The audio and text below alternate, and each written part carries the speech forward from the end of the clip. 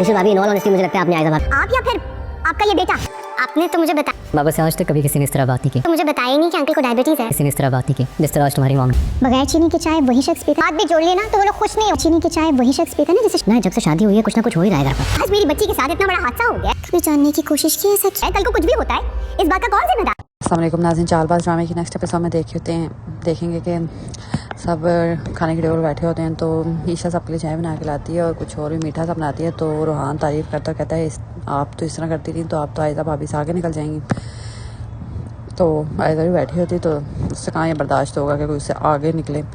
तो उसको तो बिल्कुल बात ही अच्छी नहीं लगती रोहान की। फिर सब चाय पीते हैं तो सब में चीनी डाली होती है लेकिन उसे पता ही नहीं होता कि आशिर के बाप को डायबिटीज़ है, वो बगैर चीनी के पीते हैं। आयजा जानबूझ के ईशल को बनाते हुए तो भाई ईशल कहती है मुझे तो नहीं पता था कि अंकल को डायबिटीज़ है और वो बगैर चीनी के पीते हैं, भाभी ने भी नहीं मुझे बताया।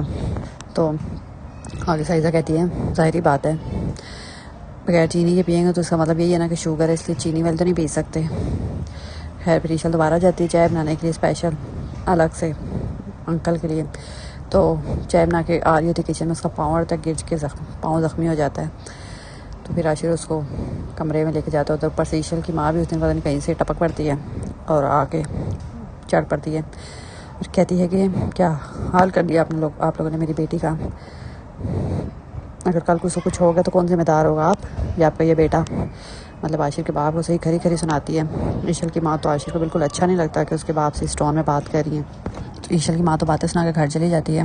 उधर आशिर फिर ईशल को कहता है कि आज तक मेरे बाप से किसी ने इस तरह बात नहीं की जिस तरह तुम्हारी अम्मी करके गई हैं और मुझे बिल्कुल अच्छा नहीं लगा। वो लगा ईशल से नाराज़ हो जाता है।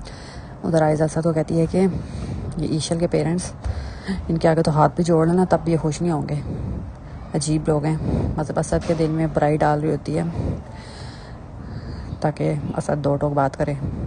उधर रोहान परेशान होता नाया, वो कहता है कि जब से शादी हुई है पता नहीं कुछ ना कुछ इस घर में हो ही रहा है, समझ नहीं आ रही चल क्या रहा है।